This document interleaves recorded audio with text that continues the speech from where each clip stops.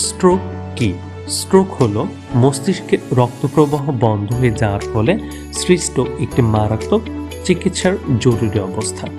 এটি সাধারণত তখন ঘটে যখন মস্তিষ্কে রক্ত সরবরাহকারী ধমনী বন্ধ হয়ে যায় বা ফেটে যায়, ফলে মস্তিষ্কের নির্দিষ্ট অংশ অক্সিজেন ও পুষ্টি না পেয়ে ক্ষতিগ্রস্ত হয়। স্ট্রোকের কারণ: স্ট্রোক সাধারণত নিম্নের কারণগুলোর জন্য হতে পারে। রক্তনালীর ব্লকেজ: রক্তনালীর মধ্যে চর্বি জমে ব্লক তৈরি হলে মস্তিষ্কে রক্ত প্রবাহ বন্ধ হয়ে যায়। রক্তনালীর ফেটে যাওয়া: উচ্চ রক্তচাপ বা রক্তনালীর দুর্বলতা থাকলে মস্তিষ্কে রক্তপাত হতে পারে। অস্থায়ী রক্ত সরবরাহ বন্ধ: এটিকে মিনি স্ট্রোক বলা হয়, যা কিছু সময়ের জন্য মস্তিষ্কে রক্ত সরবরাহ কমিয়ে দেয়। স্ট্রোকের ঝুঁকিপূর্ণ কারণসমূহ: উচ্চ রক্তচাপ, ডায়াবেটিস, হৃদরোগ, ধূমপান ও মদ্যপান, স্থূলতা ও অনিয়ন্ত্রিত জীবনযাপন এবং মানসিক চাপ। স্ট্রোকের লক্ষণসমূহ: স্ট্রোক হলে দ্রুত লক্ষণগুলো চেনা জরুরি, কারণ তাৎক্ষণিক চিকিৎসা না পেলে এটি মারাত্মক ক্ষতির কারণ হতে পারে। ফাস্ট পদ্ধতিতে স্ট্রোক চেনার উপায়: ফেস ড্রপিং: মুখের এক পাশ হঠাৎ ঢলে পড়তে পারে। আর্ম উইকনেস: এক হাত বা পা দুর্বল হয়ে যেতে পারে। স্পিচ ডিফিকাল্টি: কথা বলতে অসুবিধা হয় বা জড়ানো ভাষা। টাইম টু কল ইমার্জেন্সি: এই লক্ষণগুলো দেখলেই দ্রুত চিকিৎসকের কাছে যেতে হবে।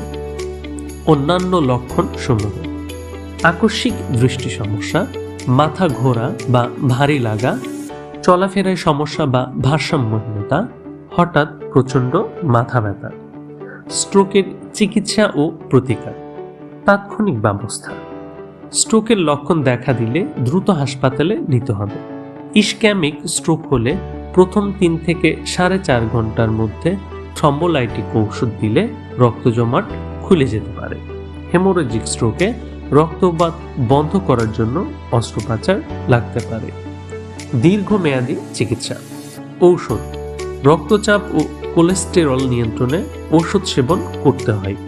জীবনযাত্রার পরিবর্তন: স্বাস্থ্যকর খাবার, নিয়মিত ব্যায়াম, ওজন নিয়ন্ত্রণ এবং ধূমপান মদ্যপান বন্ধ করা। ফিজিওথেরাপি ও পুনর্বাসন: স্ট্রোকের ফলে দুর্বল বা পক্ষাঘাতগ্রস্ত অঙ্গগুলোর পুনরুদ্ধারের জন্য ফিজিওথেরাপি প্রয়োজন হয়।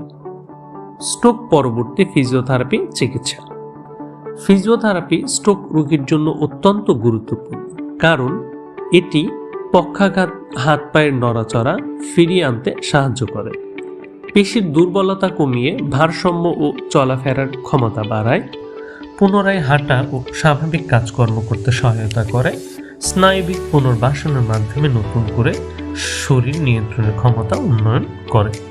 ফিজিওথেরাপির জন্য অবশ্যই একজন বিশেষজ্ঞ ফিজিওথেরাপি চিকিৎসকের পরামর্শ নিন।